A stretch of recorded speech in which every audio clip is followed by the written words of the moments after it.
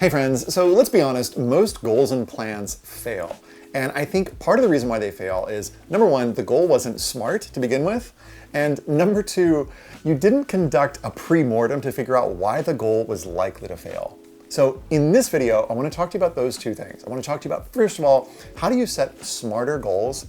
And second, how do you do something called Murphyjitsu, which I'll explain in a second, to raise the likelihood that you actually achieve your goal? Now, there's a third part to this, which is like, how do you install habits to raise the likelihood that you'll achieve the goal? But I'll talk about that in a separate video, and I'll link it below this one.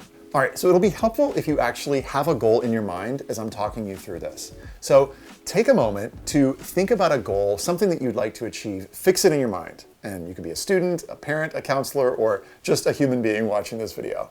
All right, so you got a goal? All right, is it a SMART goal?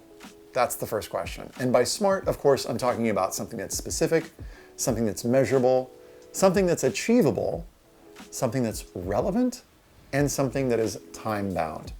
So what do I mean by this? Well, let's say your goal is to be healthier. Not necessarily a SMART goal because it's not specific, because what do you even mean by healthier? It's not necessarily measurable because it's like, well, how much healthier? And it's not necessarily time-bound because by when? Another one is potentially something like, be stronger. But again, what do you mean stronger? Specific? Not really. Measurable? Time-bound? Or, sometimes students will come to me and they'll be like, I want to get into Stanford. Now, the problem with a goal like getting into Stanford is that it's based on circumstances that are outside your control. So let me tweak these goals for just a second. So for the goal of being healthier, what if instead you said, my goal is to eat plant-based, vegetarian-based meals for 2 days a week for 1 month. Now that could lead to the effect of you being healthier. Or if you want to be stronger, you could say, when I wake up, before I brush my teeth, I want to do 10 push-ups for 3 days a week. And I want to do that for a month. And that could eventually lead you to being stronger, okay? Now, when it comes to Stanford, rather than putting your goal based on something that is outside your control, you could say instead something like, okay, I want to research and find 10 schools, some of which I'm likely to get into and to be able to afford, and I want to submit applications to those schools by November 15th, because those things are all within your control. You can research the schools, you can submit it by November 15th, etc. So take a look at these qualities. Once again, pause the video if you need to, and make sure your goal is SMART. All right, I'm gonna assume you did that.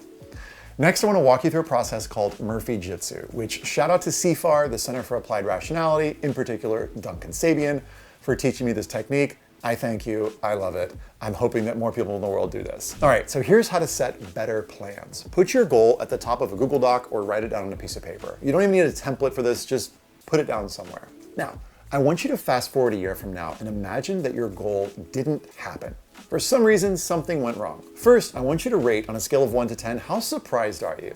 1 if you're not at all surprised, 10 if you're like, wow, I can't believe this thing didn't happen. Next, ask yourself, okay, well, why didn't it happen? Get creative. What went wrong? What was the thing that you probably knew was gonna happen that happened?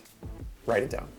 Next, I want you to start to think of what are some things that you could do to prevent that bad thing from happening. You can kind of think of these as patches. What patches could you install ahead of time? So let me give you an example. Let's say, for example, your goal was to submit all these different applications to these schools by November 15th. Let's say 4 out of 10, thinking that it would fail.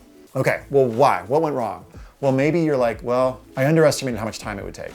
And I actually had to rush some of the applications and some of them didn't get finished. Okay, what could you do about that? You could create a timeline to map out all of your deadlines.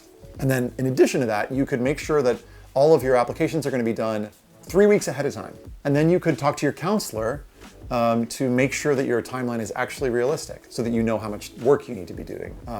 You could also subscribe to the YouTube channel to get updates of what, anyway. So write down all the things that you could potentially do. I kind of feel embarrassed about that last one. Make a list of all the things that you would need to do to raise the likelihood that you would be successful or to lower the likelihood that the bad thing is going to happen.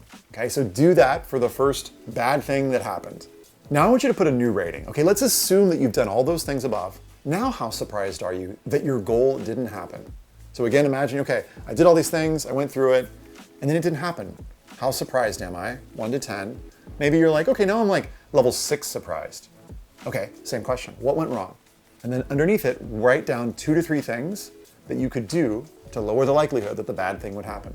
Keep doing this until you get to like level 9 or 10 certain that this goal or plan is going to be successful. Essentially what we're doing here is we're creating what's called a pre-mortem. So you're looking at the end of the process when the thing is done and maybe didn't work out, and you're going, okay, before that happens, what could I do? What plans could I put in place to raise the likelihood of good things happening? If you're a parent or counselor watching this and you're like, you know what, this could totally work for other things.